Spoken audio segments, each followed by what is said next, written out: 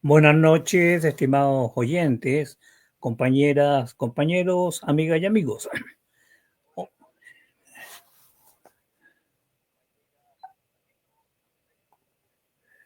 Hoy nos encontramos en Radio Cordón Marea Amarga con el ciclo Las Revoluciones en América Latina y el Caribe, con el 13º capítulo, que corresponde a las revoluciones constitucionalistas de América Latina, Venezuela, Ecuador y Bolivia.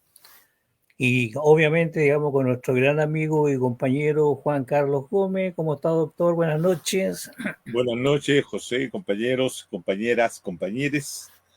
Buenas tardes a todos y a todas y todes. ¿Cómo está usted, compañero? ¿Cómo le va? Bien, compañero, un poquito resfriado, pero bien, ¿ya? O sea, no me ha afectado mayormente. El brillante triunfo azul de ayer, ¿no? Sí, ya lo vi, digamos, porque estaba haciendo el resumen, pero alcancé a ver, digamos, todos los goles y eso fue lo que me emocionó. Qué bueno. Parto con el resumen, compañero. Voy a partir lo separé en dos partes, primero con la Revolución Granadina y después con la Revolución Chilena. Ajá. La Revolución Granadina es una revolución que sigue los pasos de las revoluciones que hemos analizado anteriormente, sigue el camino de la Revolución Cubana, anticipa el camino de la Revolución Sandinista, porque se produce antes de aquella, y sigue la idea de que las revoluciones, para ser triunfantes, tienen que ser armadas y tienen que producirse por un grupo que decide tomar la dirección del movimiento revolucionario en sus manos y conducir dicho movimiento hacia un fin determinado. El elemento primordial que hemos visto en las diferentes revoluciones es el proceso en el cual hay que destruir o violentar lo existente. Hay que lograr removerlo y para ello, sin duda, el factor armado o la fuerza social es fundamental. Las revoluciones son violentas no solo por el uso de las armas, sino porque destruyen fundamentalmente la estructura del poder. El poder es un conjunto de aparatos que existen en una sociedad que tiene que ser destruido para hacer posible un proceso nuevo, para abrir la historia nueva que se quiere. La Revolución Granadina se produce en una pequeña isla del Caribe de apenas unos cuantos kilómetros cuadrados, una población pequeña que hoy en día anda en los 120.000 a 130.000 habitantes, y en el momento de producirse la revolución tenía una población de aproximadamente 100.000 habitantes, con una comunidad afrodescendiente que son los que van a protagonizar la revolución. La Revolución de Granada se produce el 13 de marzo de 1979, ¿ya? La cual es una revolución que en cierta forma para muchos es una revolución olvidada. Es una revolución que se hizo en una pequeña isla poco significativa dentro de lo que es el concierto de países del Caribe. Es una isla que pertenece a la Comunidad de Naciones Británicas, que logra obtener su independencia recién en 1874. Es una isla que se dedica principalmente a la producción agrícola, pero su fuerte en ese momento era una isla que se dedicaba fundamentalmente al turismo. Era una isla que tenía mucha presencia en ese momento de Estados Unidos, el cual había patrocinado universidades, no necesariamente para la población granadina, sino que más bien para que viajaran una cierta cantidad de estudiantes estadounidenses a estudiar medicina u otras profesiones. Era una isla que estaba sometida al colonialismo inglés o al imperialismo norteamericano, y como toda la región sometida a regímenes políticos de carácter autoritario, la democracia no se había instalado en la isla de Granada y era gobernada por un dictador, Eric Ayrí, que tenía el control de las fuerzas armadas. Este individuo había estado dominando la sociedad y el sistema político de Granada por un largo tiempo, incluso había fundado un partido político que lo apoyaba, el Partido de los Trabajadores. Era un dictador típico de la zona del Caribe. Su régimen era mantenido por Estados Unidos hasta que llega el momento en el cual comienza a constituirse al interior de la sociedad granadina un movimiento que va a ser liderado por dos personas que van a ser significativas en el levantamiento contra Gairí y también en la tragedia de la revolución.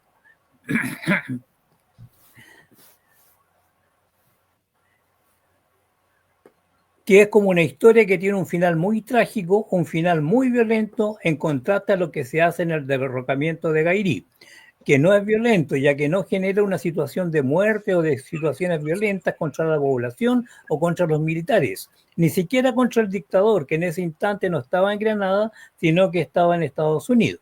Estos dos líderes políticos, uno llamado Maurice Bishop y el otro Bernard Coart, representan a la intelectualidad de Granada.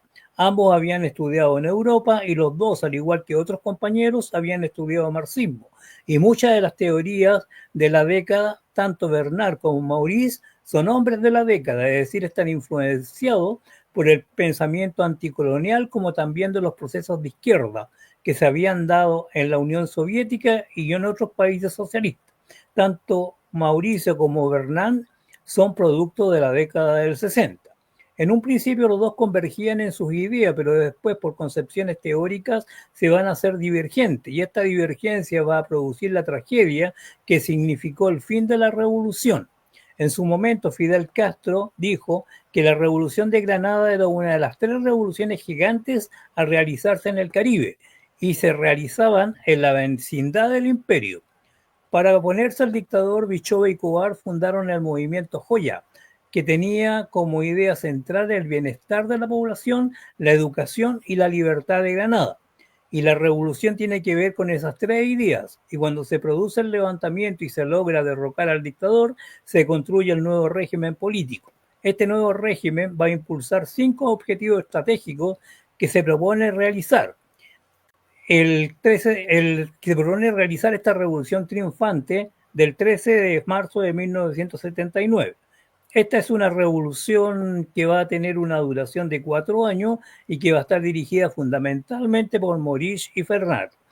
El movimiento Nueva Joya buscaba en primer lugar realizar dentro de Granada, como ha ocurrido en todas las revoluciones que hemos revisado, hacer una reforma agraria, es decir, entregar la tierra a aquellos que la trabajan y producir una economía basada en la producción agrícola, más que en la producción industrial, porque no había capitales ni había acumulación necesaria para impulsar una industrialización.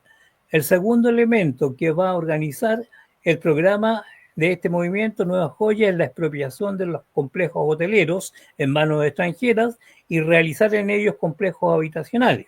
Además, el programa consideraba impulsar una industria turística nacional, es decir, desarrollar una industria del turismo. También hubo intencionalidad de nacionalizar los bancos que tenían presencia dentro de Granada.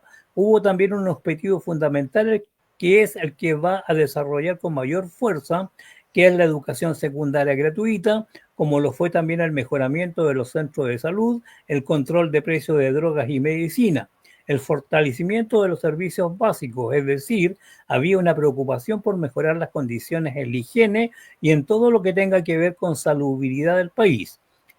En materia de relaciones externas, Bishop tenía muy claro que era necesario para la revolución. Durante los 4 años llevó a cabo una política externa nacionalista de vinculación con todos aquellos sectores que podían prestar colaboración y apoyo a esta revolución. De ahí que va a establecer relaciones con Cuba, con la Unión Soviética y con todos los países que pudieran mirar con buenos ojos el proceso que se vive en esta pequeña isla. También tenía una profunda concepción antiimperialista en el sentido de no favorecer ni establecer ningún tipo de contacto con gobiernos o estados o sociedades que tuvieran una posición política racista. El elemento que va a provocar las discusiones internas dentro del movimiento de la Nueva Joya y que va a provocar el quiebre y la destrucción del partido son 2 formas antagónicas de conducción política o de un proceso revolucionario. La idea de Bishop que el gobierno se basara en la idea del primer movimiento que había fundado el Partido de la Asamblea Popular y que Bishop consideraba que para desarrollar el proceso revolucionario había que darle participación directa a los sectores populares, a los sectores de trabajadores y que no tenía que estar dirigido desde arriba, sino que esto era una construcción política, social, económica desde abajo, en una perspectiva socialista, y esa situación es la que va a generar una serie de contradicciones entre los líderes de este movimiento. Maurice Bishop era un líder que tenía mucha aceptación a nivel de población, a nivel de los sectores populares que lo apoyaban, y por lo tanto su ideario era el de dar participación directa a los sectores populares, de no ser un régimen encerrado, sino abierto en una comunicación directa con la población, qué es lo que hacía posible de construir algo distinto, que no lo hacía porque fuera un tipo débil, ya que en su momento planteó que la primera ley de toda revolución era la de defensa, y por eso desarrolla internamente durante estos 4 años una serie de fortalecimientos del ejército para que éste fuera capaz de defender la revolución, es decir, tenía esa capacidad de ir a una situación a otra. Bishop tenía la capacidad de ir resolviendo los problemas de una manera muy ágil, siempre participando, siempre pidiendo su opinión a los colaboradores acerca de lo que había que hacer. No era de ninguna manera autoritario ni concentrador de poder. Era el articulador de una democracia participativa. Era eso lo que buscaba de una manera u otra, desarrollar la participación de los sectores populares en la construcción del socialismo. Y eso chocaba fuertemente con la posición de Bernard, el cual era un ortodoxo del marxismo, un hombre que profesaba de la concepción del partido único, del estalinismo propiamente tal. Él consideraba que el proyecto socialista en Grenada tenía que ser dirigido desde arriba. Él era militante del Partido Comunista, por lo tanto pensaba que el modelo soviético estalinista debía ser el que se desarrollara de la revolución en Grenada, que era la concepción del partido marxista-leninista propio de la época. Estas dos concepciones divergentes chocaron, se produce un enfrentamiento entre estas dos facciones y en un periodo corto de tiempo, entre agosto y octubre del año 83, lo que lleva a que Bernard realice un golpe de Estado al gobierno de Bishop, al cual captura y lo asesina conjuntamente con un grupo de partidarios, haciéndolos posteriormente desaparecer. El gobierno estadounidense no veía con buenos ojos la presencia de regímenes socialistas en el continente, porque entraba de lleno en una de las zonas de influencia principales del imperio estadounidense. El gobierno de Reagan hace todo lo posible por frenar la revolución sandinista, pero también hacía todo lo posible por frenar la revolución de Granada. Por lo tanto, si bien es cierto, no genera una guerra civil interna, porque no hay un grupo de la clase burguesa capitalista dentro de la isla que se levante contra Bishop, pero sí hay un levantamiento de este grupo de hombres y de mujeres que estaban detrás de Bernard. Cuando se produce este sangriento hecho, Estados Unidos interviene e invade Granada el 25 de octubre de 1983.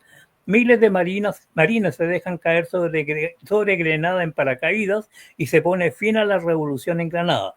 Muchos interpretan que la revolución es derrotada por el imperialismo, que sí es cierto, pero habría que decir que la revolución de Granada fue derrotada por la izquierda más ortodoxa, por lo que piensa que si no se cumple el manual, no existe otra forma de hacer una revolución, y muchas veces las revoluciones sociales se tratan de hacer con un libreto en la mano. La torpeza de un hombre como Coard y sus seguidores que hicieron que una revolución que era muy significativa llegara a su fin. Es la revolución derrotada por los propios partidarios que abrieron las puertas para que llegara la invasión norteamericana. Es una revolución derrotada por la izquierda y al mismo tiempo una revolución olvidada. De Bishop muy poca gente se ha dedicado a conocer su pensamiento práctico, histórico, concreto, que planteó que la construcción del socialismo podía ser desde la base, desde la participación directa de los sujetos y sujetas de una suerte de democracia comunitaria, participativa. Hay que leer sus escritos, conocer su discurso, porque ahí hay mucho material que se puede aprender de un revolucionario que hizo una revolución y que fue traicionado por otros que pensaban que la revolución había que hacerla con un libro de Marx abierto. La revolución chilena.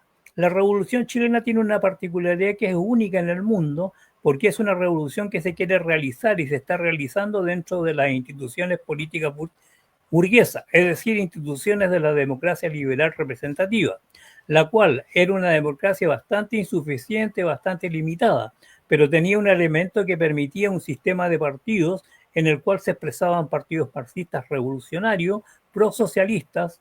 Uno era el Partido Comunista de Chile, fundado en 1921, que tenía una postura política con respecto a la revolución, y el otro era el Partido Socialista, fundado en 1933, que fue derivando de posiciones socialdemócratas a transformarse en un partido que buscaba hacer la revolución social en Chile, y lo había planteado a través del Frente de Trabajadores y luego también en el Congreso de Linares de resolver el conflicto del poder a través de la lucha armada, pero no abandonaba las posiciones parlamentaristas.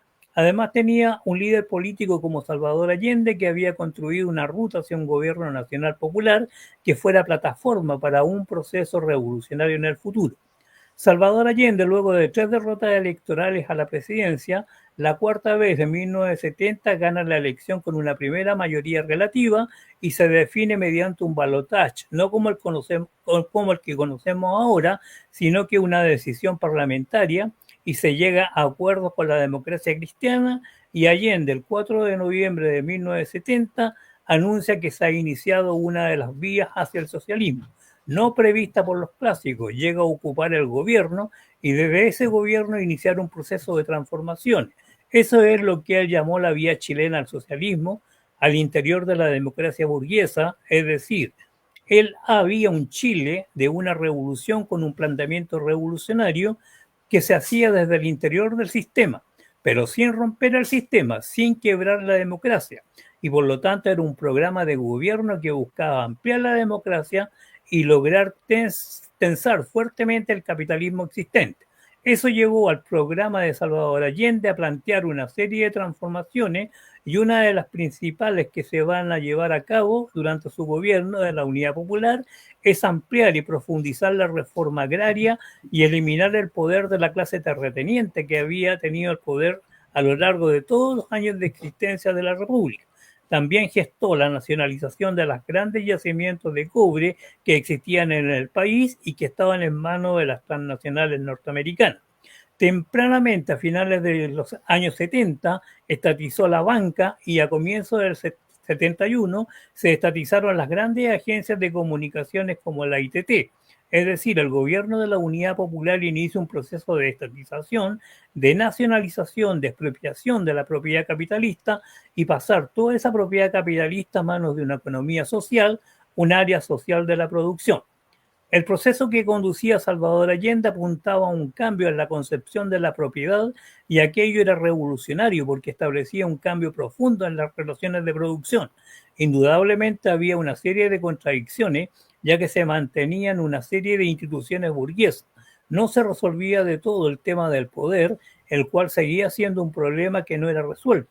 Pero el avance de las fuerzas políticas populares y el avance del gobierno se ve materializado en el avance electoral que pasa a ser del 36% de los votos en la elección del 70 a un 44% en la reelección parlamentaria del 73, lo que genera la idea de que este es un proceso en el cual se van acumulando fuerza política, fuerza electoral y social. Y por lo tanto eso también implica reacciones. En primero que reacciona es el imperialismo, ya que desde el mismo día 4 de septiembre de 1970, Nixon, el presidente norteamericano, y su canciller Henry Kissinger deciden hacer chillar la economía chilena, es decir, hacer una guerra de desgaste, un plan decidido a impedir que Salvador Allende llegue el 4 de noviembre, el día que tenía que asumir como presidente. El imperialismo estadounidense trató de impedir que el gobierno de Allende tuviera éxito. Kissinger lo dice de manera cínica, porque puede ser un mal ejemplo para la región, ya que en los años 70 había procesos de movimientos sociales populares en casi todos los países del Cono Sur. Había todo un revoltijo político-social que anunciaba la posibilidad de que muchos países latinoamericanos podían seguir el ejemplo de Cuba o el camino de Allende, porque justamente Cuba con su revolución insurrecta y Allende con su revolución electoral implicaban caminos distintos para lograr el mismo fin. Ante esto, el imperialismo reaccionó de manera muy nerviosa y entregó grandes recursos a la burguesía chilena para que ésta, especialmente la burguesía enclavada y dirigida a través de los gremios o de partidos políticos como la democracia cristiana, se dedicaran durante un largo tiempo a sabotear y ponerle frenos al proceso revolucionario de la UP. Todo esto financiado por Estados Unidos en general y la CIA en particular, y se explica por el enfrentamiento que había entre los Estados Unidos y la URSS como consecuencia de la Guerra Fría. Pero el golpe de Estado no solo es responsabilidad del imperialismo, sino también de los sectores burgueses nacionales que van a oponerse al socialismo que apuntaba y llegaba de numerosas formas a los sectores populares. Lo mismo que decía Bishop, bienestar, educación y libertad eran tres elementos centrales del proyecto que el imperialismo y la burguesía nacional conspiraron para que este proceso fuera políticamente derrotado con un golpe de Estado. El drama de la Unidad Popular es que no hubo consenso en relación a una política militar. El Partido Comunista, la izquierda cristiana y un sector del MAPU asumieron que la única forma de seguir acumulando fuerza política era el no violentar a las instituciones democráticas. Fue algo que le impidió a las fuerzas revolucionarias como el MIR, que estaba fuera de la Unidad Popular, o sectores mayoritarios del Partido Socialista y un sector del MAPU, que buscaban acelerar el proceso. No fueron capaces de poder desarrollar una política de defensa de la revolución, la cual requería de una militancia armada, y todo lo contrario, se firmaron leyes en ese momento para desarmar a los trabajadores, a los campesinos y a los estudiantes. Por eso esta revolución chilena es una revolución desarmada. Allende buscaba resolver el problema del poder no a través del enfrentamiento directo. No quiso entregar armas al pueblo cuando el 29 de julio de 1973, en la Plaza de la Constitución, miles de personas, indudablemente de militantes y simpatizantes del gobierno popular, le hicieron presente que era la única forma de defender el proceso. Allende respondió en ese momento: yo creo en la revolución chilena y sus fuerzas armadas. Lo que vino después simplemente ratifica la petición de esa masa de adherentes, un golpe de Estado frente a un gobierno que los saca del gobierno, a pesar de toda la resistencia, a pesar de la nobleza de muchos dirigentes, de muchos militantes y de mucha gente que entregó su vida, incluso la misma muerte de Allende. Las revoluciones se hacen y se concretizan cuando se destruye el poder. Y en este caso, el poder político, y en este caso la revolución chilena no quebró la estructura. El problema del poder se resolvía cambiando la constitución política, es decir, modificando la estructura jurídica del Estado. Eso fue un elemento que Allende buscó resolver y no pudo, lo que dio origen a una contrarrevolución política, económica y social sobre la cual todavía sufrimos. La contrarrevolución del capital, tanto nacional como extranjero, que después va a tomar el nombre de neoliberalismo. Termina, compañero. Bien, compañero. Me parece, solamente algunos datos. La independencia de Granada se obtiene en 1974, no en 1874. Esa es la duda que tenía. 1974. Luego, en el caso de Chile, el Partido Socialista establece en el Congreso de Linares su condición de partido marxista-leninista. Y en 1967 establece que la única forma de resolver el tema del poder es a través de la lucha armada. Esos son dos elementos fundamentales en la historia del partido, fundamentalmente el Congreso de Chillán, que es el que siempre se cita como el elemento central en la conformación de la idea del Partido Socialista, que había optado por la violencia política. Y si tú te vas al informe Rettig, los prolegómenos del informe Rettig establece que justamente ese era uno de los elementos que llevó al descalabro de la democracia chilena, que es el año 67. Luego, el 29 de junio fue el tacnazo, cuando se reúnen ahí frente a la Moneda y le piden a Allende que cierre el Congreso, que cierre el Mercurio y que abra los arsenales. Solamente precisiones de ese tipo. Y el último es que sirve para retomar el hilo ahora, es que Allende consideró que para resolver el tema del poder, la cuestión última del poder, lo quiso resolver no a través de la destrucción del poder, de la estructura de poder de la clase dominante y todo lo demás, sino que haciendo un cambio constitucional, y por eso se iba a plantear el plebiscito el martes 11 de septiembre en una ceremonia que iba a hacerse en la antigua Universidad Técnica del Estado, hoy Universidad de Santiago. Por lo tanto, yo planteé en esa ocasión, la clase pasada, que eso daba origen a lo que viene ahora, que son las revoluciones constitucionales, que es ahí donde está uno de los elementos que Allende o el proceso chileno entrega a la política latinoamericana, que es buscar resolver el tema del poder a través de un cambio constitucional. Eso, compañero. Comienzo entonces, ¿te parece? Comience nomás, compañero. Ya. Bueno, que después del excelente resumen con estas precisiones que hemos realizado, queremos entrar a la última fase de las 4 que hemos identificado con respecto a la revolución en América Latina y el Caribe, que es la cuarta proceso donde la revolución cambia de giro, cambia de carácter, cambia de orientación y pasamos de revoluciones sociales a revoluciones constitucionales. Este es un fenómeno que tiene una explicación es justamente en lo que acontece en 1990 en Nicaragua, de lo que aconteció en 1983 justamente en Granada, y también en el golpe de Estado del 11 de septiembre de 1973 en el caso chileno.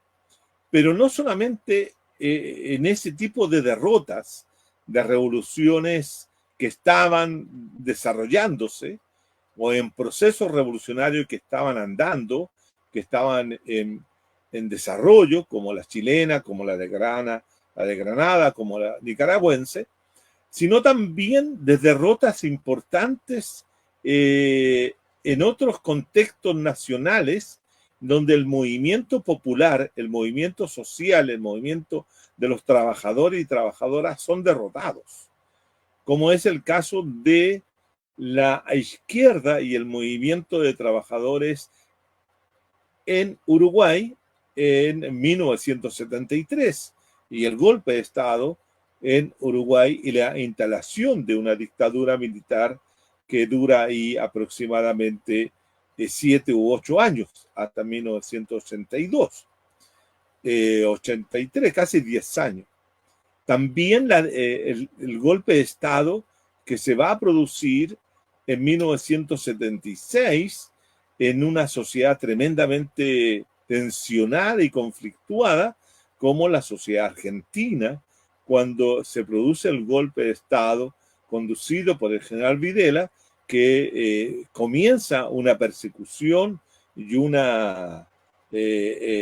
digamos, la instalación de un régimen dictatorial de nuevo tipo, que van a inaugurar los nuevos autoritarismos en el Cono Sur. Si bien es cierto, ya había habido un golpe de Estado contra el movimiento popular en 1964 en Brasil, América Latina, a partir de la segunda mitad del de la segunda mitad de la década de los 70, comienza a llenarse de dictaduras militares en Brasil, en Uruguay, en Argentina, en Chile, en Bolivia, en Perú y también en Ecuador. Solamente en el Cono Sur habían 2 países que mantenían algún grado de existencia, algún nivel de existencia de un régimen político democrático liberal, como sería el de Venezuela y el de Colombia. El resto del conjunto estaban bajo formas dictatoriales. A eso le agregamos la larga dictadura de Stroessner en Paraguay, o los regímenes dictatoriales civiles o militares existentes en Centroamérica, o los países del Caribe que mantenían ciertas formas de regímenes dictatoriales mantenidos y sostenidos por Estados Unidos, como en República Dominicana, por ejemplo, o la misma Granada, ¿cierto?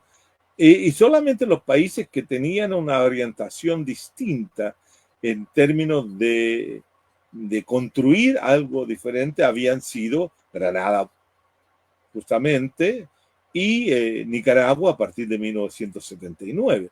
Pero son estas derrotadas, derrotada, el 83 y el 90. Había sido derrotado ya el 73. Y también México comenzaba a duras penas a buscar algún tipo de democratización a ese largo régimen autoritario electoral de partido dominante que existía en México desde 1938, 40 en adelante.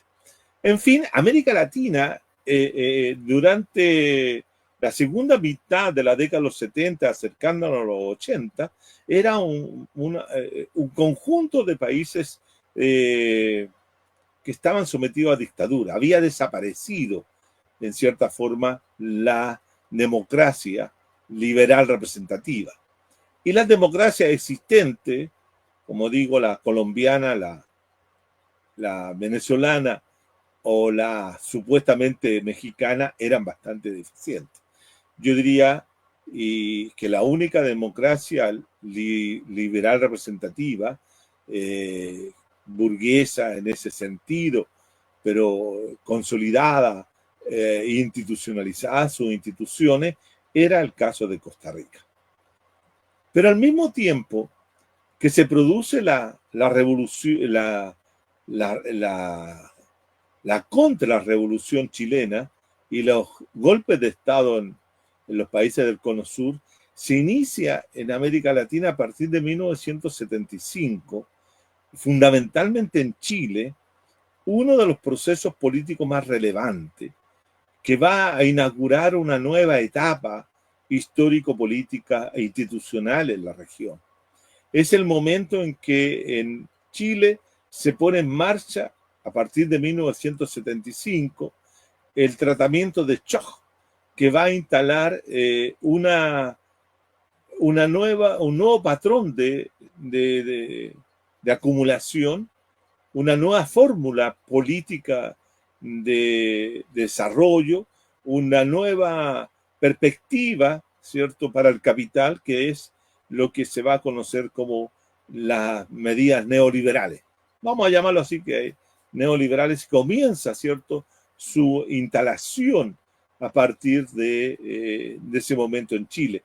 El experimento monetarista que se había puesto también en desarrollo en Brasil después del golpe de Estado del 64 a finales de la década del 60, se conoce como los experimentos neoliberales o experimentos monetaristas, que van a ser importantes antecedentes para el modelo posterior chileno, o la forma, el patrón de acumulación neoliberal. En general, la década de los 80 va a ser una década en la cual, ¿cierto?, una serie de procesos políticos en la cual el neoliberalismo se va a ir instalando de manera muy fuerte, muy intensa al interior de América Latina y en diversos países.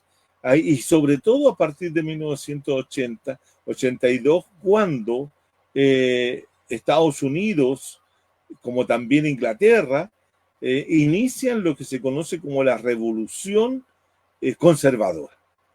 La gran revolución conservadora en la cual, ¿cierto?, los países capitalistas centrales, como lo que hemos nombrado, comienzan a impulsar un proceso que buscan dos cosas: frenar los avances del Estado social, frenar lo que son las políticas sociales redistributivas, frenar los derechos sociales, económicos y culturales de las clases trabajadoras, y frenar aquello que estaba en una situación de estancamiento después de los 30 años gloriosos del capital central, producto de la crisis petrolera en dos momentos, de la crisis petrolera en 1973 y posteriormente en 1975, cuando los países productores de petróleo, fundamentalmente los países árabes, elevan el precio del crudo a niveles que hacen colapsar y entrar, que la economía capitalista europea y norteamericana entren en una fase de estancamiento con la inflación. Y la única forma de salir de esa situación es abrir el mercado, abrir la economía, impulsar la apertura comercial y terminar, ¿cierto?, con la economía centrada en la economía nacional, es decir, abrir los mercados. Comienza la idea de establecer un mercado global durante los años 80, que se va a poner mucho más fuerte, ¿cierto?, en los 90. Esa es la idea de la globalización.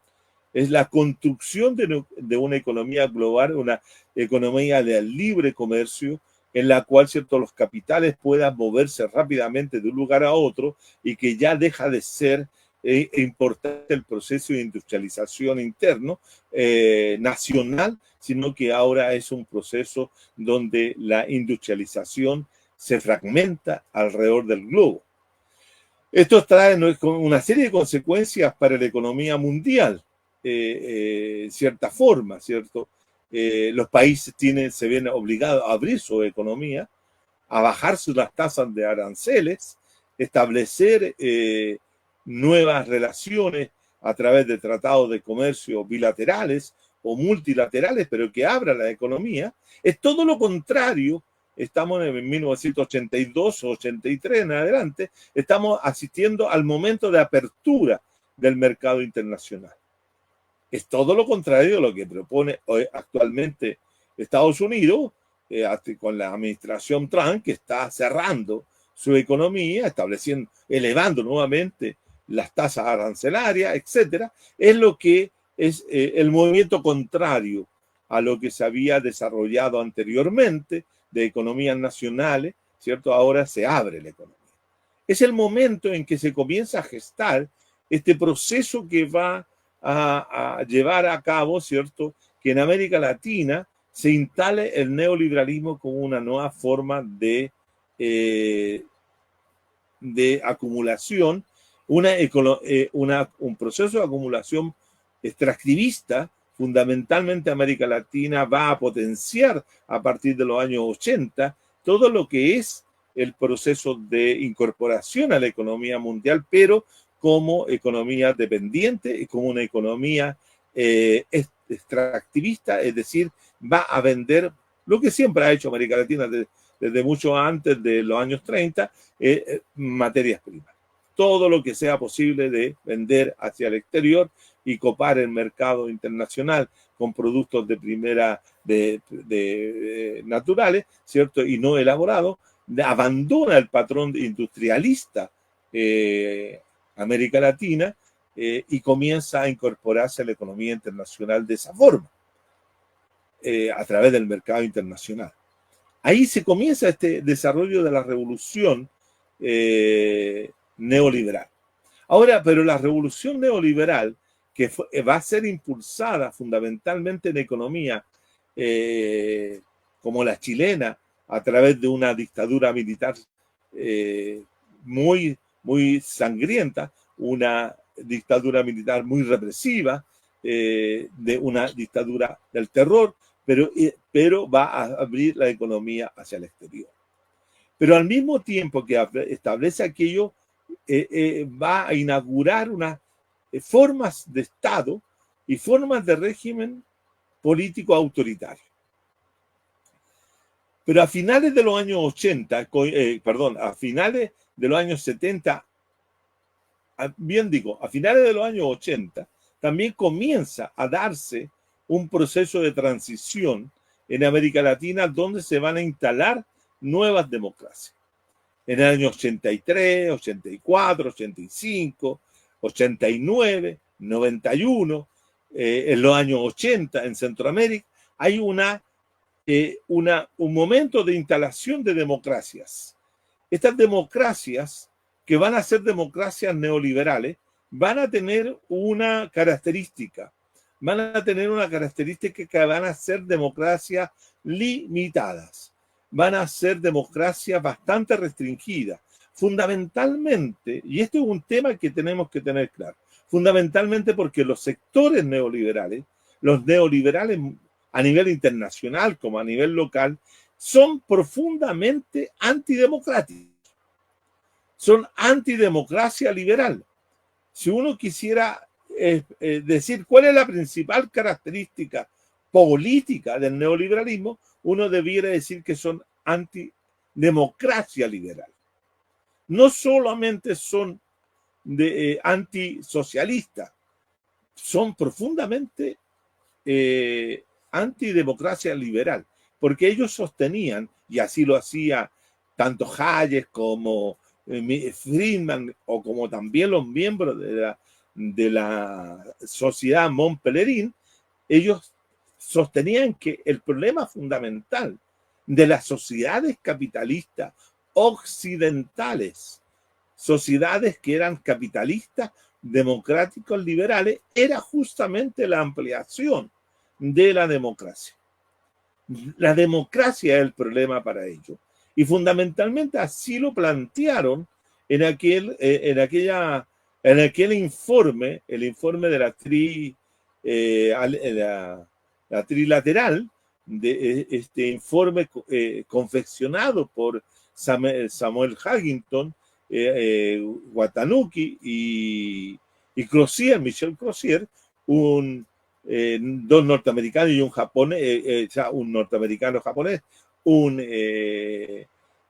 norteamericano conservador como era Samuel Huntington y Michel Crozier, un francés.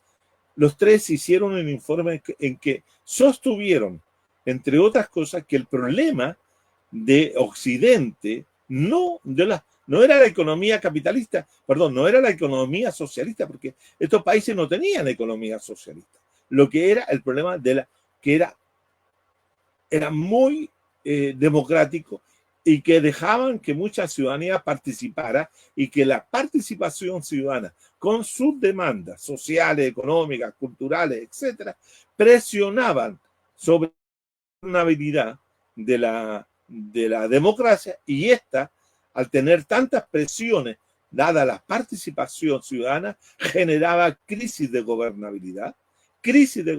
Y la crisis de gobernabilidad daba origen a crisis fiscales, eso daba origen a crisis sistémica, y podían producir el quiebre de la democracia, y ahí, en ese quiebre de la democracia y del capitalismo, aparecer el socialismo. Por lo tanto, una de las cosas para evitar el socialismo, había que limitar la democracia y tener una democracia restringida, poco participativa, y que fueran, como dijo un famoso teórico de la democracia económica, de la teoría económica de la democracia, había que tener unas democracias que resolvieran de manera muy similar a las formas como se resolvía el problema económico.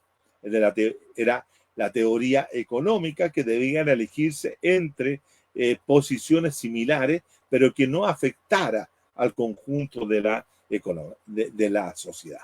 Por lo tanto, el neoliberalismo no solo surge contra el socialismo, como lo había sido en el caso chileno, que el caso chileno se levanta y se pone el neoliberalismo como contención de posible levantamiento o posible estructurar una nueva sociedad desde los trabajadores. Eso fue el caso chileno, pero en el resto de los países latinoamericanos la idea era contener una democracia limitada, poco participativa, es decir, que no fuera compleja y que generara mucha gobernabilidad. El concepto fundamental de la década de los 80, 90 es el concepto de gobernabilidad. Si bien es cierto, en los 80, 90, los países latinoamericanos que estaban bajo el dominio de dictadura dan lugar a estas democracias transitivas. Estas democracias están bajo el control, ¿cierto?, de las élites dominantes vinculadas al poder neoliberal, y que van a colocar obstáculos para que estas democracias no se amplíen ni den respuesta ni den soluciones a las demandas de la sociedad, sino que más bien las dirijan hacia un nuevo factor de resolución de conflictos. Y ese nuevo factor de resolución de conflictos no es la política. La política deja de ser en los 90, ¿cierto?, el factor de resolución de conflictos, y ese papel lo comienza a asumir el mercado. El mercado es el que va a resolver los problemas de la sociedad, asignándole recursos o hacer que la gente resuelva directamente, los ciudadanos resuelvan directamente sus problemas al interior del mercado. ¿Ah? Hay una prescindencia de la política, en cierta forma, a lo largo de la década del 90. Y todos los países latinoamericanos comienzan a hacer procesos de cambio, no solo como decía, del régimen político, que se pasa de regímenes autoritarios a regímenes democráticos, como democracias neoliberales, sino que también pasan de economía estatista o economía industrialista hacia economía de mercado. Proceso que va a iniciarse en todos los países en la década de los 80. En Argentina, fundamentalmente, por ejemplo, con Carlos Saúl Menem, que es el que va a neoliberalizar profundamente la economía argentina. Lo mismo va a hacer Sanguinetti en Uruguay. Lo mismo van a hacer, ¿cierto?, los distintos presidentes en Brasil, y especialmente Fernando Henrique Cardoso, entre otros, ¿cierto? En Brasil, va a ser en Venezuela, ¿cierto? En Venezuela van a impulsarse procesos de neoliberalización y que van a dar lugar a numerosas confrontaciones. Mire, fíjense que en 1991, en Colombia, en una sociedad que estaba atravesando por una serie de conflictos producto del dominio que ejercía sobre la sociedad colombiana los carteles de la droga, y especialmente el cartel de Cali, de Medellín, etcétera, ¿cierto? Se inicia, y el problema acentuado por el problema de la violencia. En 1991 se hace una asamblea constituyente que va a dictar una nueva constitución política del Estado, y esa nueva constitución política del Estado va a establecer en sus elementos fundamentales la transformación de la economía colombiana para entrar directamente en la economía neoliberal. Una asamblea constituyente, participativa, activa, en muchos aspectos va a hacer posible que eso forme, ¿cierto?, una economía neoliberal. En el caso del Perú, lo mismo, con los procesos de cambio que se vive con el APRA, posteriormente en los 90 con Fujimori, que va a instalar el neoliberalismo y lo va a hacer extensivo a todo el Perú. Después todos los presidentes que siguen a Fujimori van a seguir la misma senda, la senda del neoliberalismo. Y en el caso de Bolivia, ¿cierto?, también la democracia pactada del año 1982, 83 en adelante, también van a impulsar el proceso neoliberal en Bolivia. Es decir, toda América Latina, no voy a meterme en los países centroamericanos, porque ya ahí está solamente marcar que a partir del triunfo de Violeta Chamorro en Nicaragua se inicia también la neoliberalización de la economía nicaragüense, que pasamos de una economía semi-estatal o estatal socialista a una economía neoliberal, con los regímenes de Chamorro en adelante hasta el año 2006-2007, cuando hay esta nueva economía que se ha estructurado en Nicaragua a partir del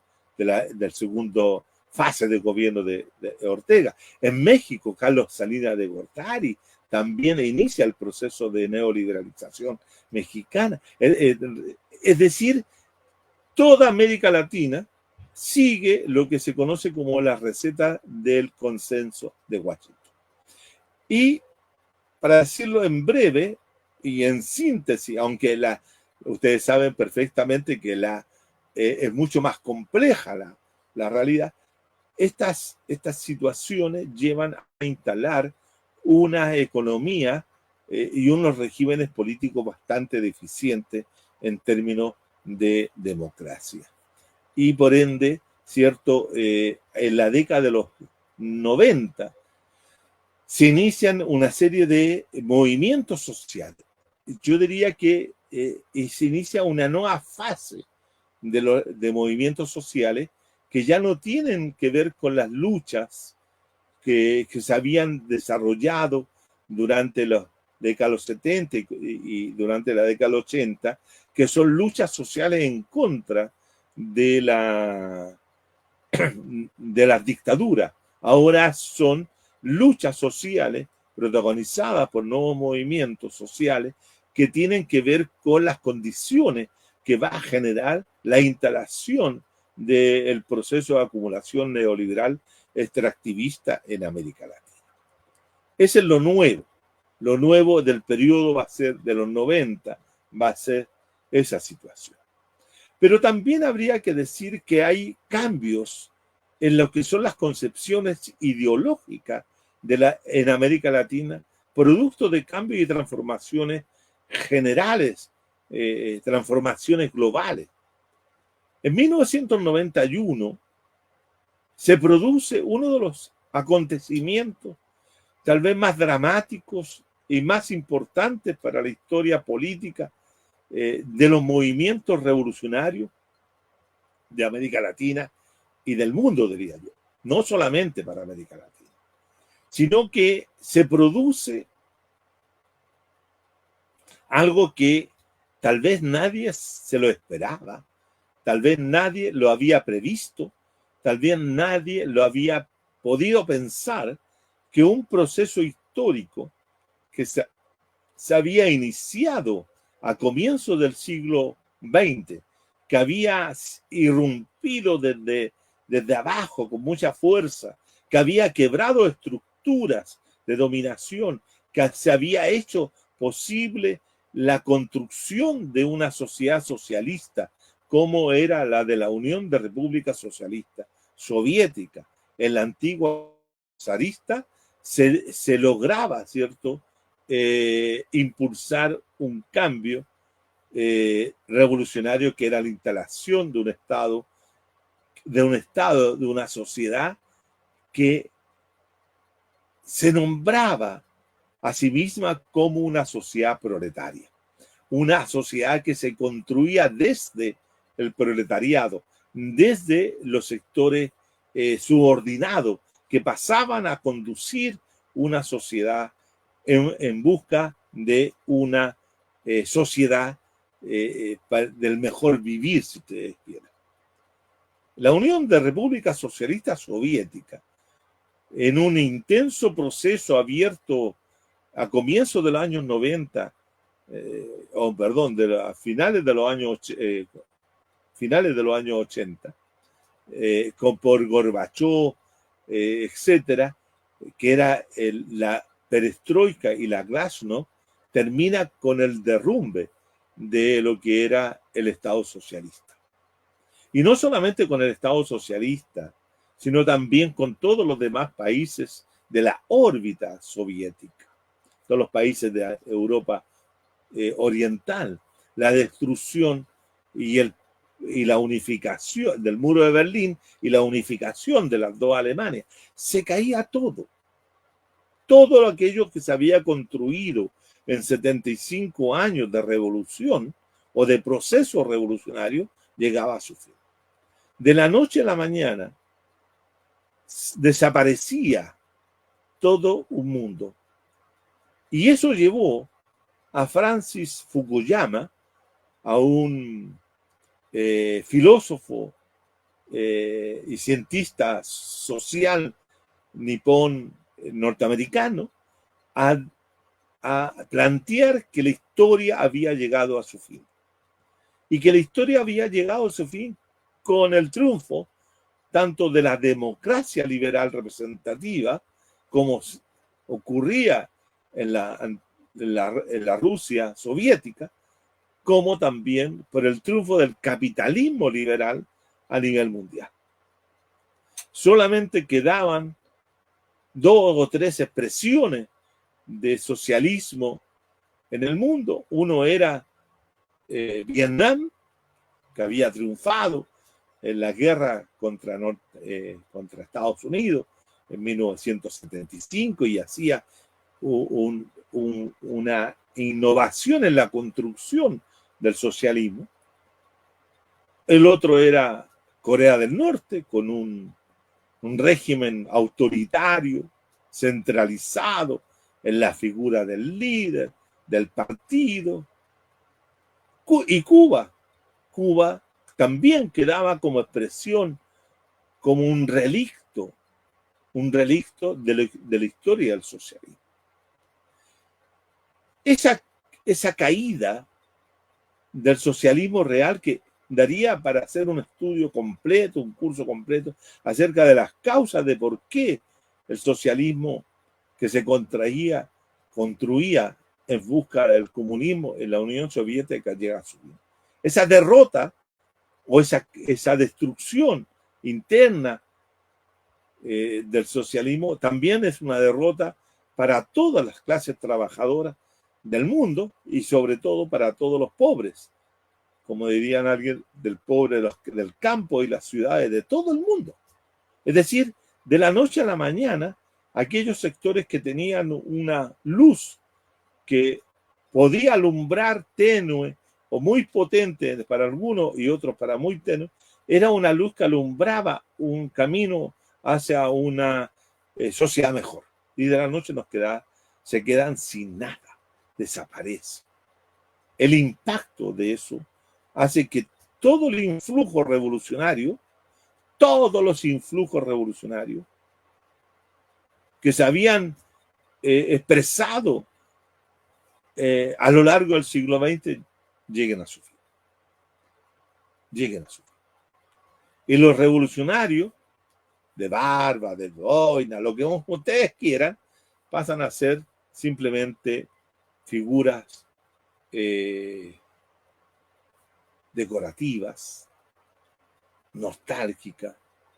El Che y su famosa fotografía pasa a ser parte de un souvenir y lleno de camisetas y de cualquier artefacto que el mercado quiere vender como algo ya que está extinguido.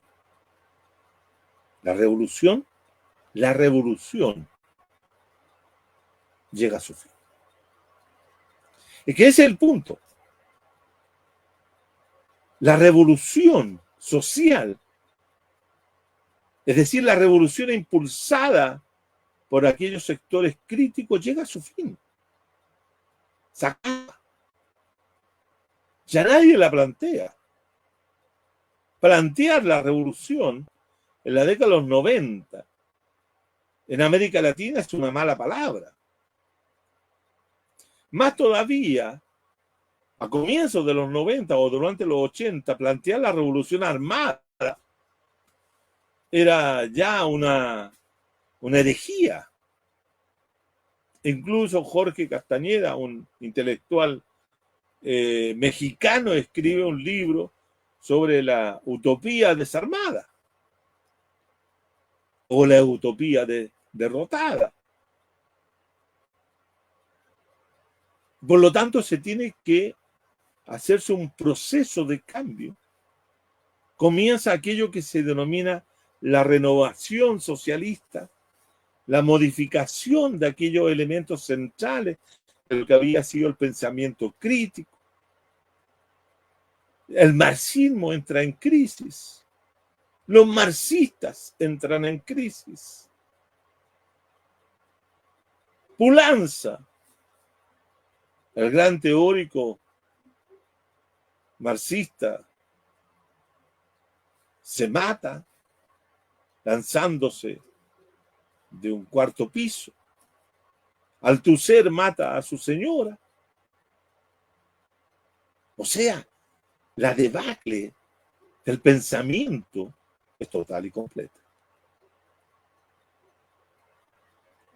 La izquierda, las izquierdas se quedan sin nada.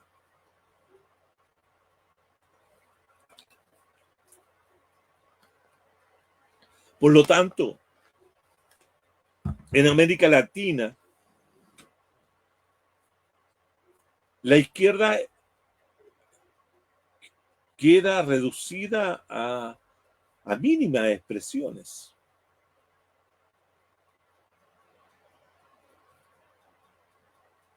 En países donde la izquierda era potente, como el caso chileno, casi está a punto de desaparecer, si es que no hace el Partido Socialista esa transformación en la cual se convierte el Partido Revolucionario en Partido Socialdemócrata, pro mercado, pro capitalista. Lo mismo pasa en Argentina, lo mismo pasa en Brasil, en Uruguay. El Frente Amplio se vuelve la izquierda dentro del Frente Amplio en Uruguay, ¿cierto? Se transforma cada vez más en un partido socialdemócrata, incluso pro neoliberal, pro mercado. En todos lados hay una desirquización de las izquierdas. Parece un contrasentido, pero hay una deserquización de las izquierdas. Solo una luz aparece en el horizonte, que es el levantamiento zapatista el 1 de enero de 1994 en la selva lacandona, en Chiapas, ¿cierto? Cuando un grupo de encapuchados emerge desde la selva para declararle la guerra no solo al Estado mexicano, sino también al neoliberalismo a nivel global. Es la primera rebelión contra el dominio neoliberal que se había instalado desde los 80 en adelante. Y los zapatistas se plantean de una manera alternativa a las formas como la izquierda se había también planteado la revolución durante los años 60, largos. Algo había cambiado el mundo. El capital aparecía triunfante. El capital era triunfante.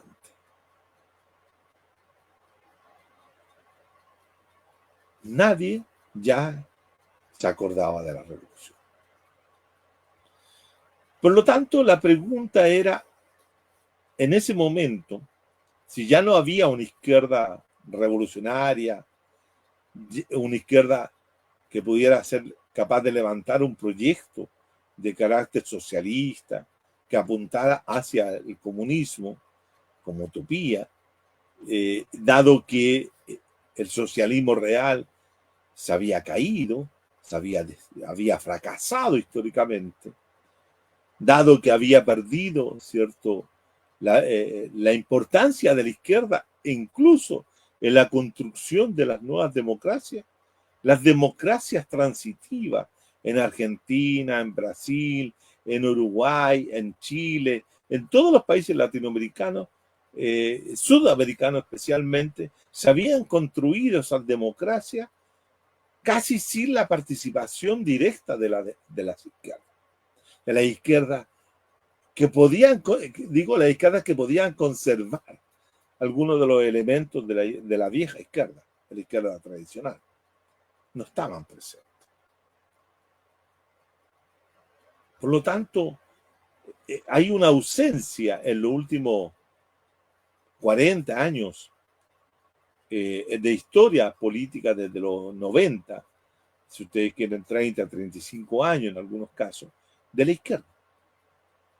O la izquierda tiene muy poco peso, rol protagónico para impulsar procesos de cambio en América Latina, dado toda esta situación nueva que se vive a partir de los años 80, 90 en adelante. Y el tema central que quiero insistir es que no tenemos izquierda en América Latina, o tenemos izquierdas muy débiles. Ya no se plantea la idea de la revolución. Este es un elemento que hay que decirlo. En la década de los 80 surge una teoría,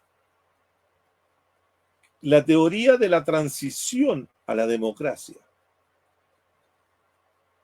Y esta teoría de la transición a la democracia, construida por intelectuales provenientes de Estados Unidos, también de América Latina, como Guillermo O'Donnell, como Norbert Lechner, como Manuel Antonio Garretón, como Fernando Calderón y otros, ¿cierto?, intelectuales que trabajaron, Phyllis Smither, en el caso de norteamericano, que trabajan en la construcción de una teoría del cambio en América Latina que implique un cambio mínimo.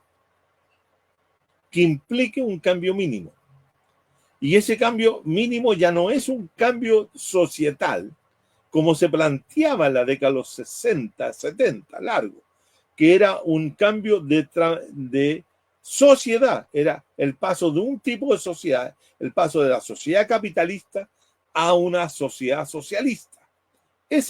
Y eso se hacía mediante un proceso revolucionario, a través de una revolución. Ahora, estos intelectuales, estos politólogos, estos sociólogos, ¿cierto?, articulados en distintas redes y que participaban haciendo distintos análisis, llegaron a la conclusión de que la década de los 80, 90 no era la década de la revolución, sino que era la década, como dijo Norbert Lechner, ¿cierto?, era la década de la democracia. Y por lo tanto había que trabajar y este otro elemento, no en la transformación del Estado y la sociedad, sino pasar de la transformación del Estado y la sociedad a la transformación solo y únicamente del régimen político. Por lo tanto, la transición de un concepto enorme se ve jibarizado, se ve reducido a una situación de un cambio de régimen.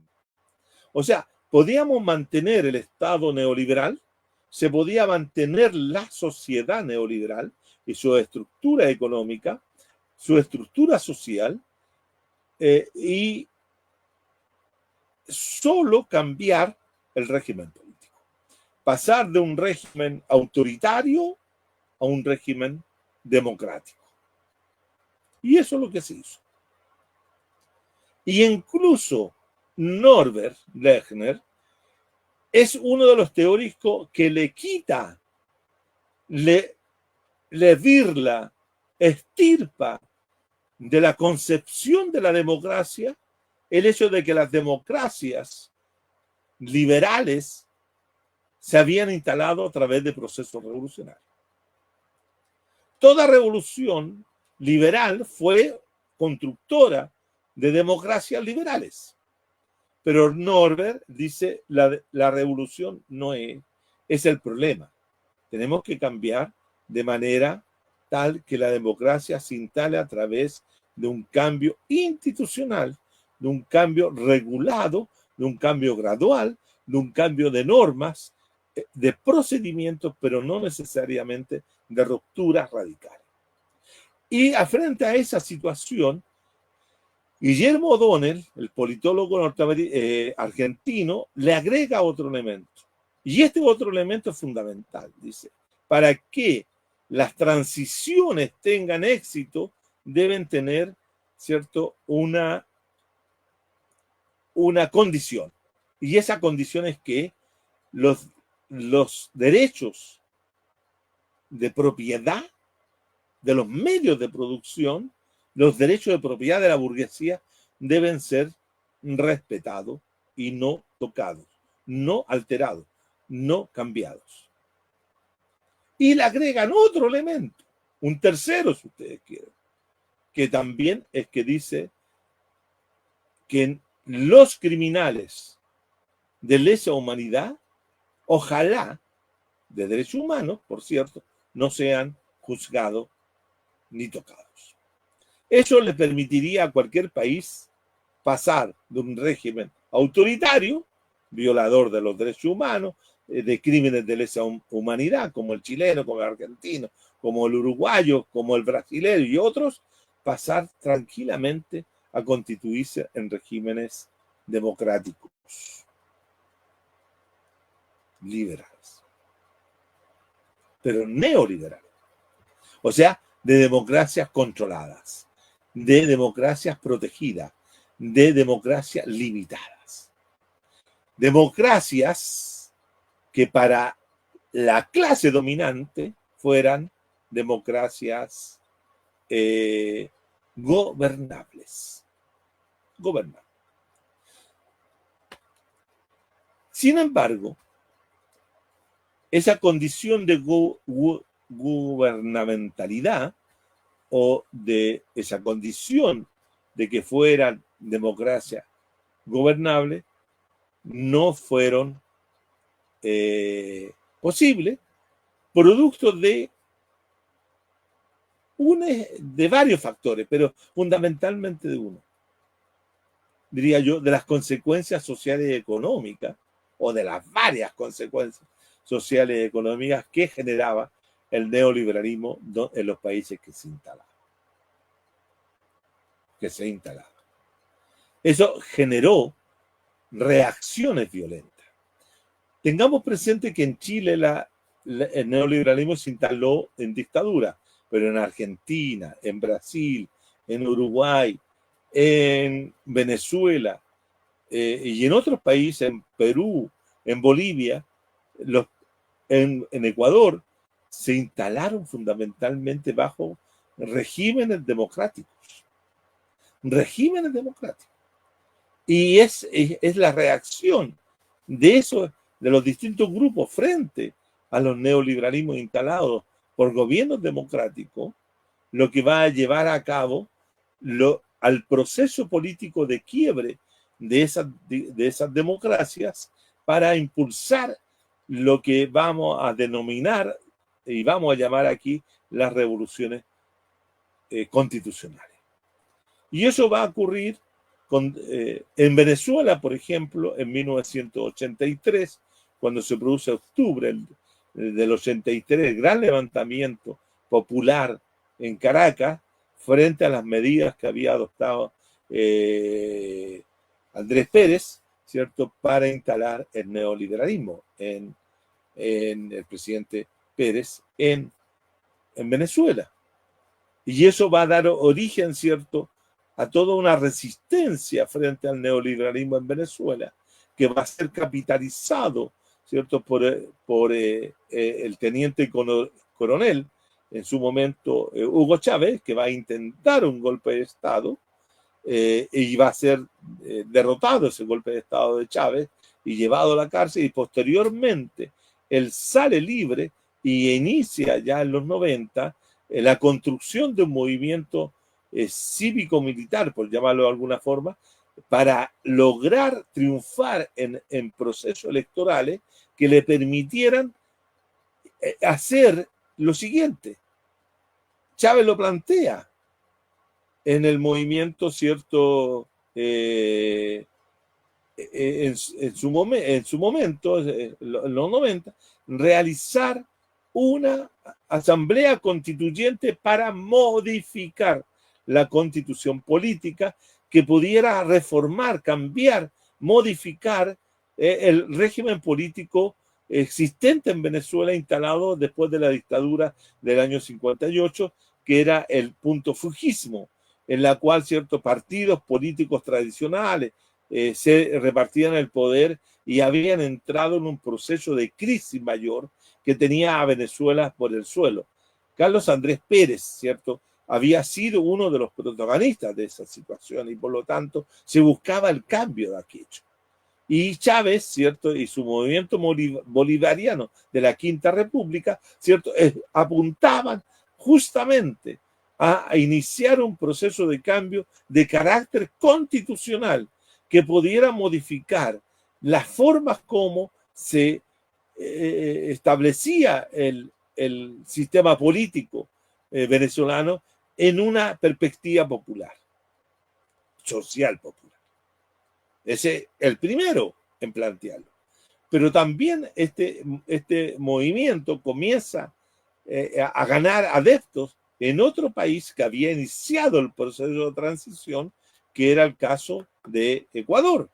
Ecuador entró después de los primeros años, fue el primero en transitar de un régimen autoritario a un régimen democrático en 1979, pero ya en los 80 y hacia finales de los 90, durante después de 20 años de ese régimen democrático, se había desgastado, había entrado en un agotamiento, había entrado en una crisis en la cual dentro de sus expresiones estaba Bucarán, que era un presidente con bastante carácter populista, había estado Lucio Gutiérrez, habían habido movimientos internos dentro de del régimen político ecuatoriano que mostraba una situación de decadencia. Y dentro de esa situación de decadencia, uno de los que va a proponer un proceso constituyente va a ser, ¿cierto?, un joven economista que era Correa.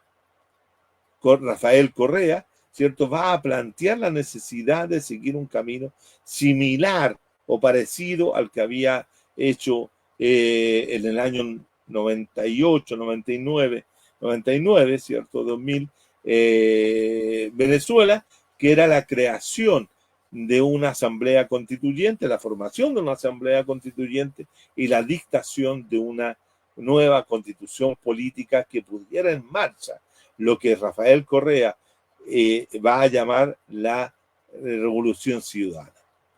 Pero al mismo tiempo que eso estaba ocurriendo, había un proceso de efervescencia social dentro de lo que era la democracia pactada boliviana a partir de los años 82-83, que la recupera o se instala la democracia en Bolivia y comienza un proceso también ahí de movilizaciones sociales, de articulación de movimientos sociales, ¿cierto?, desde abajo, de los pueblos originarios, de los pueblos campesinos, de los mineros, de los obreros, de las clases medias, de los estudiantes, que buscaban también resolver esta democracia tremendamente partidista, dominada por los partidos políticos tradicionales en Bolivia, y buscaban romper a través de una nueva concepción de tanto del Estado como de la economía, etcétera. Y todo eso se reflejaba en la idea de que había que hacer una asamblea constituyente, demandar una asamblea constituyente que los pueblos originarios venían planteando. En el caso boliviano desde 1991, que termina estallando en una serie de movilizaciones sociales que se conocen como la guerra del gas, como la guerra del agua, etcétera, que van a movilizar a los bolivianos en torno a la idea de que hay que hacer una asamblea constituyente. Y ese proceso en Bolivia lo va a canalizar indudablemente Evo Morales y posteriormente el MAS, que es un instrumento político de los movimientos sociales, que es un partido que es un instrumento ¿De quiénes? De los movimientos sociales para poder llevar a cabo un gobierno progresista. Y el triunfo de Chávez, el triunfo de Correa, el triunfo de Evo Morales, va a poner en marcha, como hemos dicho, este proceso constitucional, este nuevo proceso constituyente, en la cual, cierto, tanto Venezuela como Bolivia y Ecuador buscan resolver esta mala democracia neoliberal por una democracia, y aquí viene un punto, con una democracia de nuevo tipo. Y ellos comienzan a hablar de una democracia social participativa, es decir, una democracia que quiere combinar inclusive los elementos liberales con la participación activa de los sectores populares, de los sectores ciudadanos, desde abajo, en la construcción de la nueva realidad política. La construcción de un nuevo Estado, el Estado plurinacional, el reconocimiento de las diversas etnias que habitan en un territorio dado, ¿cierto?, los pueblos indígenas. También esto coincide con la emergencia indígena que comienza en el año 92 como consecuencia de los 500 años. Es decir, hay todo un momento que se remueve en América Latina, pero que no termina en revoluciones sociales. No termina en la construcción de una revolución social, sino que se busca a través, fíjense, a través del mecanismo de la elección. Chávez gana una elección en 98, Rafael Correa gana una elección, Evo Morales gana una elección y se transforman los tres en presidentes, adquieren vía electoral el poder ejecutivo para iniciar un proceso de transformaciones donde su primera tarea es la convocatoria a una asamblea constituyente para remozar, cambiar, modificar la estructura del poder jurídico del Estado. Del poder jurídico del Estado. Tanto en Venezuela como en Ecuador aquello se logra.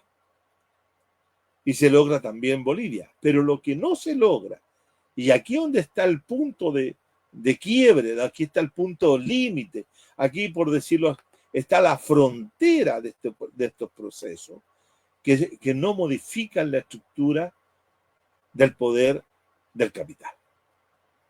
Tal vez en el único lugar donde se ha producido aquello es en Venezuela, que después del intento de golpe de Estado contra el presidente Chávez, hay un cambio en la perspectiva de Chávez en que declara, ¿cierto?, la construcción del socialismo en el siglo XXI hasta el 2013, en la cual, ¿cierto?, su muerte frena ese proceso y el ascenso de Nicolás Maduro a partir de ese año inicia otro proceso en la cual Venezuela entra en una crisis humanitaria, entra en una crisis política, social, cultural hasta el día de hoy, que tiene a un sector del pueblo y la ciudadanía venezolana fuera de sus países. Todos los países latinoamericanos estamos llenos de venezolanos, producto de este éxodo de gente desde el régimen económico existente en Venezuela, el que ha tenido, ¿cierto?, la mayor presión por parte del imperialismo.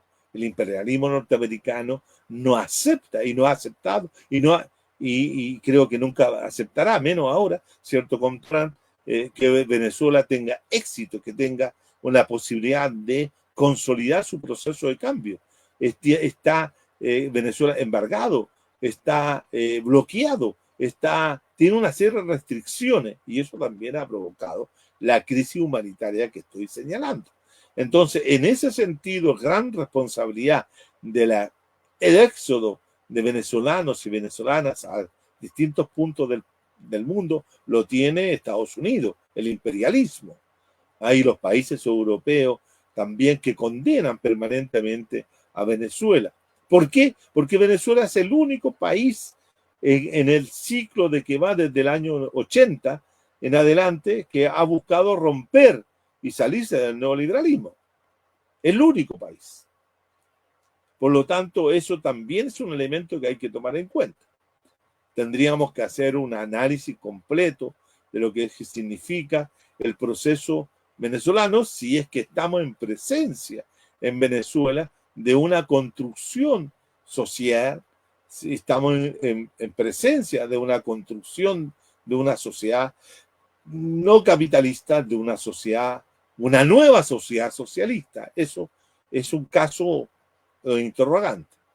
Pero digamos que el único país dentro de la región, tal vez algo ha hecho en ese sentido Nicaragua, pero también habría que verlo y analizarlo en profundidad, pero el único que ha tratado de salir de esa situación ha sido Nicaragua. En el caso de Ecuador, Rafael Correa define durante 10 años un proceso de que él denomina la revolución ciudadana. Pero es una revolución que desde mi punto de vista y analizándola, ¿cierto? Tiene un componente profundamente liberal, tiene una, yo diría que es una, prosigue, por decirlo de alguna manera, lo que Eloy Alfaro, el liberal de comienzo del siglo XX en Ecuador, vio truncado ese proceso. Rafael Correa intenta hacerlo, pero tampoco Rafael Correa tiene la capacidad o tiene la potencia o quiso llevar ese proceso a través de una revolución realmente social, de quiebre, de ruptura, de salida del capitalismo neoliberal. Eso rápidamente fue reconstruido por el sucesor de Rafael Correa, que fue Lenín Moreno, que todos pensaban que iba a tener una perspectiva en ese sentido y guió la situación hacia otra manera, hacia otra ruta, sacándolo de la revolución progresista antineoliberal que podría haber tenido Rafael Correa, pero no lo hizo y hoy día Ecuador ha recuperado después de varias derrotas de los movimientos sociales y políticos de izquierda o progresistas de Ecuador hacia una ruta netamente capitalista neoliberal. En ese sentido, la revolución ciudadana de Rafael Correa fracasa. Fracasa porque no tiene capacidad de ruptura. Es una revolución a media. Cambia algo la forma de Estado, pero tampoco completamente. Y si nos vamos al caso boliviano, el caso boliviano es un caso muy interesante porque tiene, con Evo, tiene la posibilidad de hacer una nueva constitución, una nueva constitución que reconoce los plurinacionales, etcétera, pero también tiene límites que estuvieron marcadamente claros cuando fue el intento de golpe de Estado del 19 y que no logró, ¿cierto?, quebrar la estructura de poder en Bolivia. Si bien es cierto, el gobierno de Evo Morales, progresista, de reconocimiento de los derechos de los pueblos originarios, tiene una serie de bemoles que hacen que la revolución allí se haya estancado. En realidad, la revolución nunca fue más allá de la intención de querer ser plurinacionales, etcétera. No hay revolución. No hay revolución. Hay un gobierno progresista hoy día, hay un campo popular progresista que hoy día está puesto en tela de juicio por la situación de contradicción entre Evo Morales y Luis Arce, que se están disputando la conducción de ese proceso, y que lo cual puede conducir al suicidio político de ese mismo proceso. Pero en términos generales, yo diría que tanto la revolución la venezolana, la bolivariana, como la revolución ciudadana y como la boliviana están fracasadas. Fracasadas. Y eso nos que deja una enseñanza. No se pueden hacer revoluciones para solo cambiar la estructura jurídica del Estado. Se puede cambiar la forma de Estado, sí, pero si no se cambia la base material, constitutiva, que sostiene a ese Estado que es capitalista, no se cambia nada. Ese es el tema. Ese es el tema que las revoluciones constitucionales que se presentaron como la gran novedad del siglo XXI, la revolución jurídica del siglo XXI, no reemplaza de ninguna manera a las revoluciones sociales. ¿Por qué? Porque también podría yo decir que la revolución mexicana de 1910 también fue constitucional, porque en 1917 se establece la constitución política que ha regido hasta el día de hoy en México. Y siguió siendo capitalista, ¿no? En el caso de Bolivia, lo mismo, el 52. Hasta la Revolución Cubana hizo su propia constitución, ya hace poco ha sido reformada. Es decir, todas las revoluciones que hemos revisado, y especialmente las primeras, las revoluciones de independencia, fueron revoluciones constitucionales. Pero en la especificidad de presentar a la revolución como una gran transformación jurídico-política me parece un equívoco.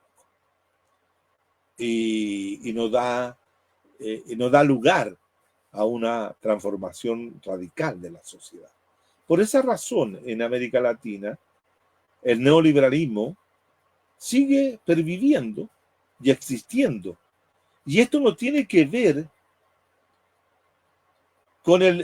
con solo la existencia de determinados gobiernos. Tiene que ver que los gobiernos progresistas que se instalan en la primera ola de color rosa, como se le denomina, ¿cierto? A Venezuela, Ecuador, Bolivia, Brasil, Argentina con Kirchner, e incluso algunos más optimistas que os suman también al Frente Amplio uruguayo, como también a Bachelet en su momento en Chile, no pasa de ser una ilusión,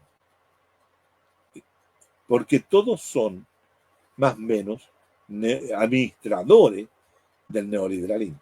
Uno hacen como diría Garretón, ¿cierto?, mayores correcciones y son progresismo un poco más amplio, y otros hacen correcciones pero con un progresismo limitado.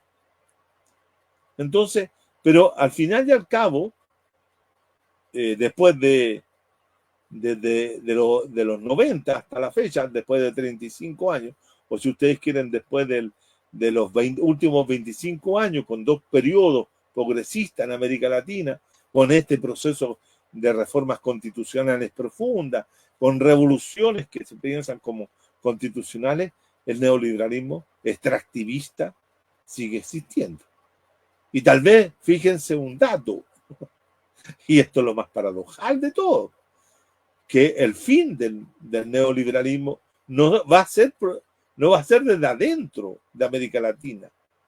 No va a ser el pueblo movilizado, las ciudadanías movilizadas, los gobiernos progresistas los que van a poner fin al neoliberalismo, sino que fundamentalmente el neoliberalismo latinoamericano se va a ver obligado a ponerse su propio grillete de fin, producto de las reformas, producto del accionar del imperio.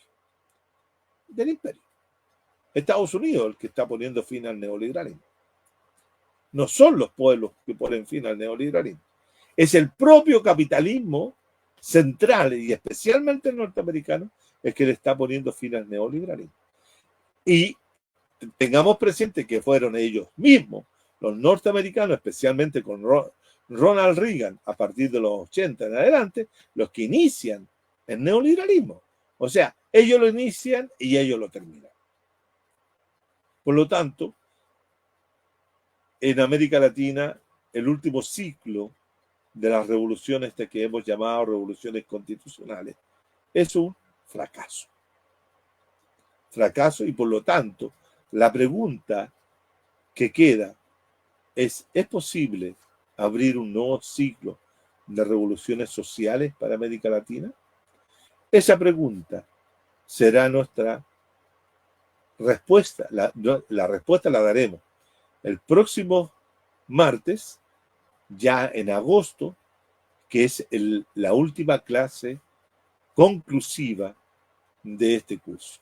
¿Es posible pensar la revolución? No, no pensarla. Las revoluciones siempre se pueden ser pensadas. Y para ello tenemos mucha gente que piensa y hablan de la revolución. Y la dicen a esto y este otro de la revolución. Lo concreto, la pregunta ¿es posible hacer, realizar, concretizar, impulsar, etcétera, una revolución social en América Latina? Esa es la pregunta. Eso es lo que vamos a responder la próxima clase para cerrar este seminario, este proceso de aprendizaje sobre revolución o la revolución en América Latina. Gracias y nos vemos en la última clase el próximo martes. Ya, compañero, he terminado. He dicho. Está como los políticos, compañeros, y le falta decir así las manos. ¡Compañero! He dicho. Saludos le manda el compañero Josman de Colombia. ¿Sí? Qué bien. Sí. Qué es que no bien. puedo mostrar los mensajes ahora, pero está en YouTube el mensaje. Ya. Así que un gran abrazo de parte de Josman. Un abrazo para él también que nos está escuchando. ¿Ya? También gracias por estar escuchando, Josman. Un placer. Bueno, compañeros, terminamos entonces y terminamos la próxima semana. ¿Te parece? Empieza a pensar en otro ciclo, vos, compañero.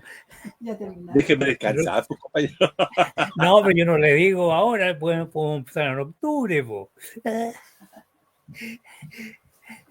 Sería interesante. Es que la gente lo pide, pues, compañero, ese es el problema. Ya, déjeme pensarlo y yo se lo planteo para esa fecha. Mira, yo le decía ayer a la Marta Victoria que hasta yo había aprendido porque no le había tomado asunto a la revolución de Granada.